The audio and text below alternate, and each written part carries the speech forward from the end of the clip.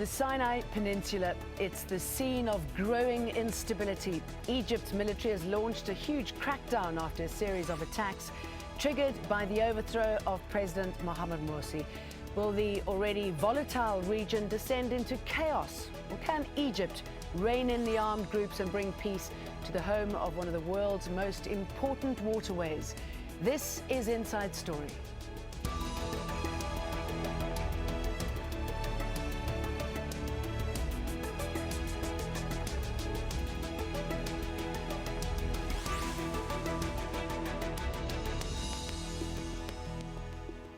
Hello, I'm Jane Dutton. It's a story that's cropping up in the news on a regular basis. Attacks in Egypt's Sinai Peninsula.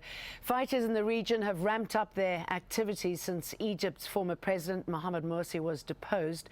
We've seen an increase in fighting between Egyptian security forces and armed groups. On today's Inside Story, we want to take a closer look at just what is happening in the region. Who are these fighters and what is their goal? Before I introduce you to our guests, let's begin with the latest from the region. Our special correspondent in Egypt, who we're not naming for security reasons, sent this report. This is the security headquarters for North Sinai. It was attacked by suicide bombers on Wednesday. One car with explosives blew up a checkpoint, the other hit the building. No group has claimed responsibility for the attack. The Sinai region has been difficult for the central government to control for years. And since President Mohamed Morsi was removed from power, it's got worse. And the Sinai's proximity to Israel means the country considers it strategic to its security. Armed men have been attacking police stations and military buildings, as well as checkpoints. And the army is carrying out a campaign against what it calls terrorist groups, with airstrikes from Apache helicopters. Soldiers are searching homes. And travelling around the Sinai is tough. There are checkpoints everywhere. Activists say the army has destroyed houses owned by civilians as well as mosques, and people have been killed and injured. It was night. I was with my cousin who gave me a lift. Then a helicopter came and hit us. It killed my uncle. I was injured, and this is part of the rocket that hit us. The union that represents many of the main Bedouin tribes in the Sinai is describing the military campaign as a genocide. What happened today and yesterday is a shame on the conscience of the Egyptian government. The army has destroyed more than 50 houses, burnt more than 30 cars and killed our cattle and camels. It's a real tragedy. There is no sign the army's campaign in the Sinai will end soon, or that groups will stop attacking security forces. And so it seems likely the region will remain unstable for years to come. Al Jazeera, Cairo.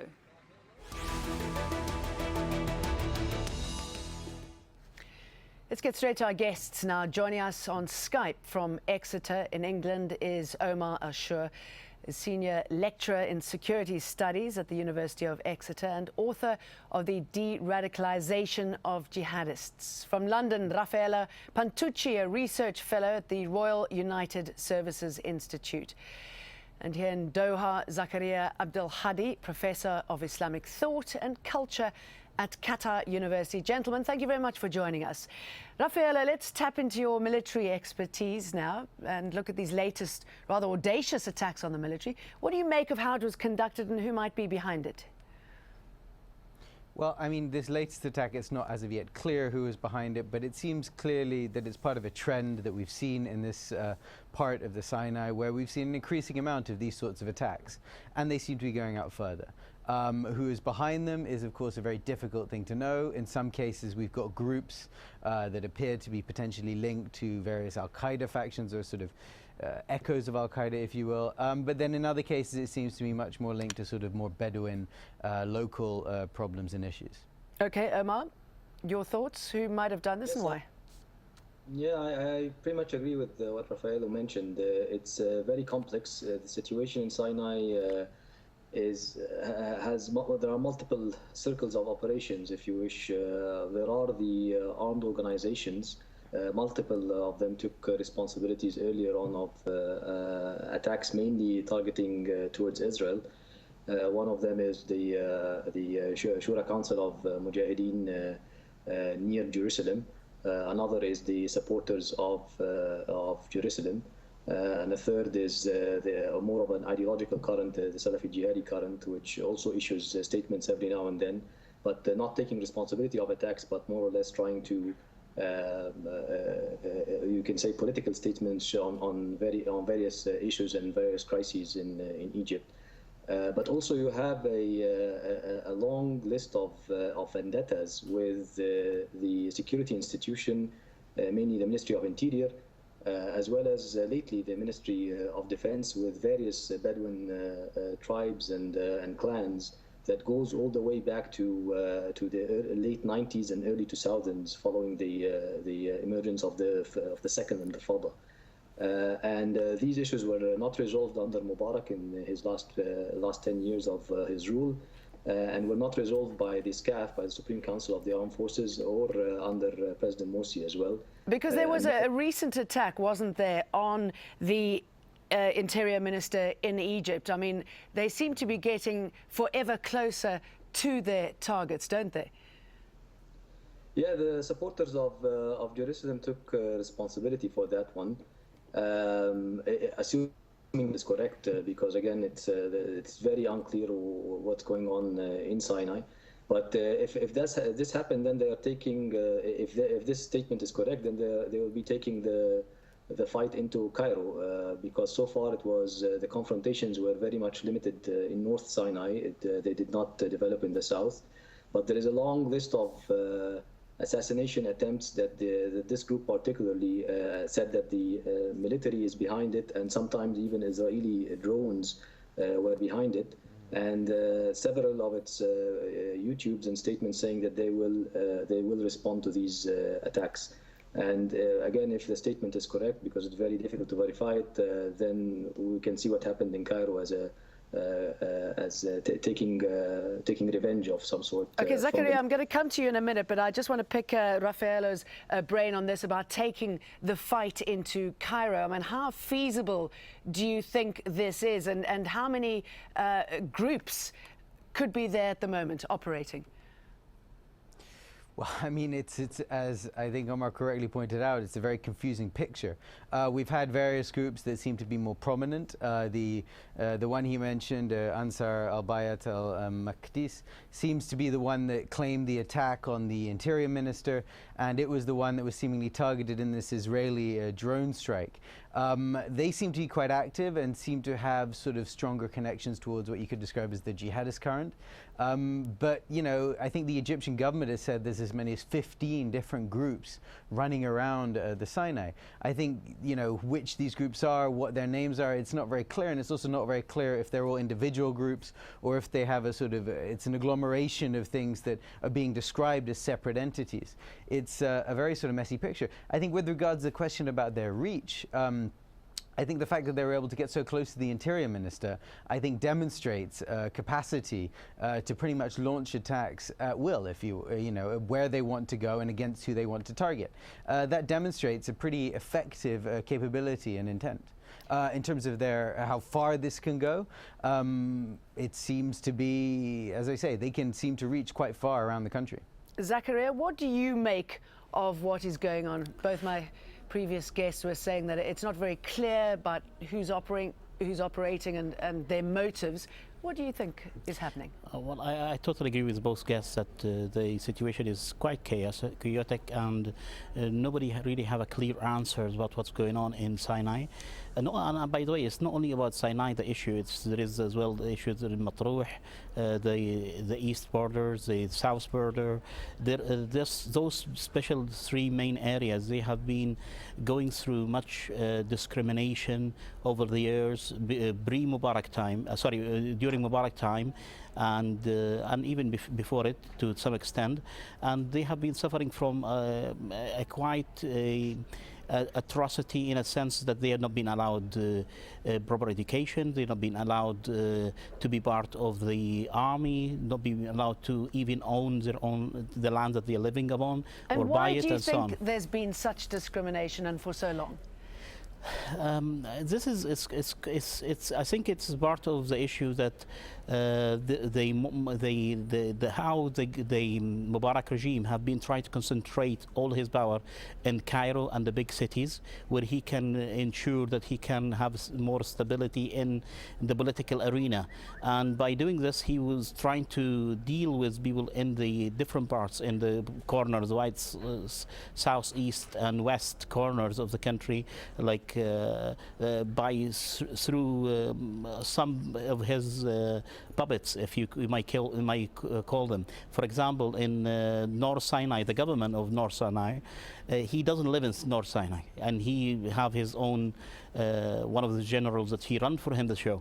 So those areas have been deprived from a lot of their rights. The military tactics that have been taking on its picture over the last couple of days, it have been extreme, if I may call it. The way that they have been bombing houses, blowing up mosques, soldiers going with guns in front of women and threatening women and children. This, of course, creating more chaos in the picture. And once we don't have as well a proper free media in the area to report for us the actual story, the actual truth, what's going on in the picture, we are only listening to one side story. We are listening to the coup government or the coup administration who is trying to tell us that this is what's happening, and everybody have to believe it, because there is no other way to just to prove otherwise. Okay, let me take two of the points that you've raised there and put them to my guests. Raffaello, the military tactics that was raised there, I mean, they have been particularly brutal. A lot of people who live there say that it's almost represents a genocide. Why this extreme brutality? What do you think the military's ultimate aim is here? Well, I think that the military has a very difficult situation on its hands. It seems that previously, when Mubarak was in charge, they had struck some sort of an agreement with the Bedouin tribes there that basically they would sort of maintain some semblance of stability, so the military wouldn't really have to intervene. It seems that after what is sort of broadly described as the Arab Spring, this sort of agreement seems to have fallen apart. And so what we've seen is this steadily escalating violence. And the response to this has been sort of crackdowns by the military repeatedly, a number of times over the years. And their approach has been, in some cases, quite heavy-handed, which has the impact of sort of radicalizing this population, which already has a tendency towards a tendency towards tension towards the state anyway, and always has a certain amount of animosity. This sort of exacerbates it further and sort of helps push people towards violence. I think from the military's perspective, they are dealing with not only a very complicated issue for all the questions we were dealing with before, the sort of tribal issues, the sort of presence of these various different groups and factions, but it also has an issue of it being a very large space that is largely quite sort of empty and desert, and to sort of police this kind of a space when you have so many other issues that sort of on the military's agenda and plate at the moment, it's simply a sort of capacity question. And so the tendency we've seen in other situations where you have sort of militaries under pressure, they do tend to react in these sorts of more hardline, brutal fashions. And Omar, if the region is suffering from extreme poverty and people feel that they've been discriminated against and are not part of the political process in the country, it's easy then to feed into possible military groups, isn't it? Militant groups, rather. Yes, it is. They're making recruitment quite an easy task. But the problem is that this has been a consistent policy probably since Sadat times, since late Sadat times, and following all the way into the 30 years period of Mubarak, looking at the Sinai Bedouins looking at Sinai in general, especially North Sinai, as a security problem. It's not a developmental problem. It's not a problem of 1/5 of the size of Egypt or of the geography of Egypt. It's a security problem, and looking at the inhabitants there as either potential traitors working with the Israelis or working with the Palestinians, or as potential smugglers and terrorists. And that mentality, this is pretty much the mentality of many of the generals within the Ministry of Interior and within the Ministry of Defense. And that has been the core of formulating policies towards Sinai as a security problem. And then coming after that with the clashes that happened afterwards under Mubarak in the 2005-2006 period, there was a vicious crackdown where you had more than 3,000 of Bedouin young men who were arrested, many of them subjected to torture, and many of them were released around 2009, 2010, and after the 2011 revolution, you had a comeback, a chance for them to, some of them were willing to take revenge, others were willing to just change the whole system in Sinai. And it explains the voting. This is one of the regions that voted overwhelmingly for President Morsi, I think above 60%, which is higher than the national average, as an attempt to change this. Seeing him, he will be able to change this perception of Sinai and change the status quo there. And then this was obviously led to extreme frustration when things were more of continuation as opposed to change. You seem to agree with that, Zakaria. I totally agree with what your guest Omar has just mentioned. The total ignorance of dealing with the demographic area of Sinai, and I'm making it clear it's not only Sinai. The issue will be shown as well in Matruh, where we have the border with Libya, and the same with the border with Sudan, where we have as well the Nubian people who have been discriminated against and not being given the rights. What President Morsi have managed to do in his short period, as Omar was mentioning, there was an attempt to give those people some of the rights that they were not given, like for example making them own lands. There were some projects that have been going on in the area that was planned to. Unfortunately, they have felt that that hopes or things that they were promised, it fell from the picture from them, and not only this, but now there is a violent attitude toward them. The actual picture of being looked at by other Egyptians, especially in the government or in the army, as people of Sinai as traitors, or they are dealing with Israelis or dealing with Palestinians. This is a very clear picture, and this of course affecting the way, the attitude as well. Okay, let's take a quick closer look at the Sinai region. It is a triangular peninsula in Egypt that's between the Mediterranean Sea and the Red Sea. It borders Israel and the Gaza Strip. It's home to the Suez Canal, a narrow gateway that serves as a transport link for oil and liquefied natural gas bound for Europe and the US. The canal is also used by the US to move the Navy's aircraft carriers and other warships deploying in the Red Sea. Omar, I mean, it seems that Israel is certainly one of the players here who's quite happy at what's going on, the military thumping those in the Sinai. Yes, the problem with that is that it's a short-lived policy. I mean, another Israeli government will have to deal with the consequences of this, because this has been a policy of the various Egyptian regimes for a few decades, and it never solved the problem. Unless you wipe out the over 100,000 citizens of Sinai, then it becomes just a land for tourists and for military establishments and military-owned lands that turn into the touristic resorts afterwards. Then you will still have a problem. I think what you'll see today, we won't see the consequences of what's happening today tomorrow. We will probably see it in a year's time or in 2 years' time, because the crackdowns that happened in 2000, we saw its impact in 2011 and 2012. Many of the groups that operate today, you can trace them back to the mid or the early 2000s.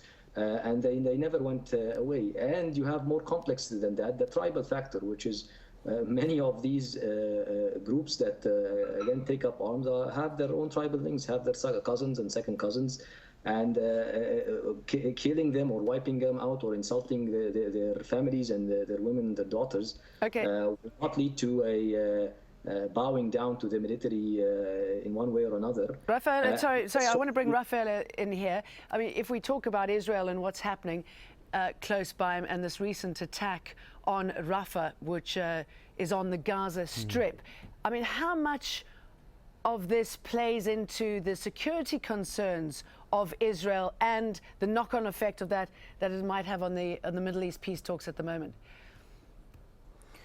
Well, I mean, I think the Middle East peace talks continue to sort of be in their increasingly depressingly ordinary stage of sort of stalemate without any great motion forwards. I think what's worrying in some ways about what we're seeing in the Sinai is that there seems to be some evidence that some of the groups that are involved in the attacks against the state in Egypt are also showing up across the border in the Gaza Strip. And we're seeing, you know, individuals being targeted there by the IDF who seem to be connected to these groups. So what we can see in some ways is that the problems that we're seeing within the Sinai aren't exclusively sort of Egyptian and expressing themselves within Egypt. We're seeing that this is sort of spreading across borders. We've also heard rumors that some of the Al-Qaeda elements or individuals sort of loosely affiliated with Al-Qaeda in some way, shape or form may in fact be in contact with other more senior members of Al-Qaeda, and they are based in this part of the Sinai. There was this report a few weeks ago of a famous conversation that was happening online between a sort of Al-Qaeda leadership, including Ayman al-Zawahiri, and apparently this involved individuals who are based in the Sinai and part of one of these groups. So we can see that this is not a problem which is staying sort of exclusively within Egypt's borders, but it's one that's starting to have tentacles that go further. And this has very worrying repercussions. I mean, Egypt, at the end of the day, is very much seen as the sort of the heart of culture, of Arab culture, of the sort of Muslim world. And, you know, to see that it is having these sorts of problems, you've got this large piece of territory which is increasingly looking like an ungoverned space. That opens up all the questions that worried people in the past about other ungoverned spaces and the potential for internationally minded terrorist organizations to use this space as a place to plot. Okay. You know, I don't want to overstate this case, but, you know, I think that it is certainly a concern, and I think it's something that, you know, people are worrying about. Well, clearly it should be. I mean, Zakaria, what role do you think Hamas has in all of this, considering that they are dismayed at the fall of the Muslim Brotherhood, their ideological allies? Okay, I don't think that, I mean, me personally, as an analysis, I don't think there is any, at the moment, clear evidence that Hamas have any roles to play in Sinai. Obviously, that will become in a negative effect on Hamas and negative effect on Muslim Brotherhood in Egypt as well. What's happening, I believe it is more about the situation that we have a tribal society, and the tribal society, when you're dealing with tribal society, it's not like people living in the city. Tribal society, people live by their rules, they have their honor, they have to fight for what they believe in, and you have here people getting killed right, left and center. Women that have been treated in a very unrespectful manner. So it's a tribal situation. I don't think that there is any evidence that we have seen that Hamas have any action to do with what's happening. There is, of course, other rumors that saying that the Dahlan, some of the fraction of the Palestinians, PLO group, that they have some actions as well that they are doing. But all these are rumors. Nobody have any evidence to prove any of those sides. But what is clear that, of course, that what we have been seeing is that there is a heavy-handed way of dealing with something that people are probably calling for their rights or they're calling for their needs. Okay. Can I bring in Raphael quickly? I want to quickly talk about the Suez Canal here, which we touched on, obviously very important for Egypt and the region. We know that it's under threat, that some of the groups there have said that they'll close it down. Is that possible? I mean, you know, if with the enough means and substantial things, it's vaguely possible, but it seems unlikely that they will be able to launch the scale of operation that would be required to close down the Suez Canal. I think that also it's a canal of such a strategic importance in trade terms to so many countries that I think that there's an awful lot of attention being paid to make sure that it remains safe. I think again, it would require quite substantial means for one of these organizations to be able to, I don't know, hijack the size of vessel and blow up the size of vessel to then block the whole canal. So, you know, I think this is more rhetorical posturing from these groups, sort of threatening about what their intention could be and what they would like to do. However, I think realistically, the sort of operations that we're more likely to see will be the sorts of attacks that we saw against the Interior Minister, the sort of car bombings, the sort of suicide attacks of that form. All right, gentlemen, thank you.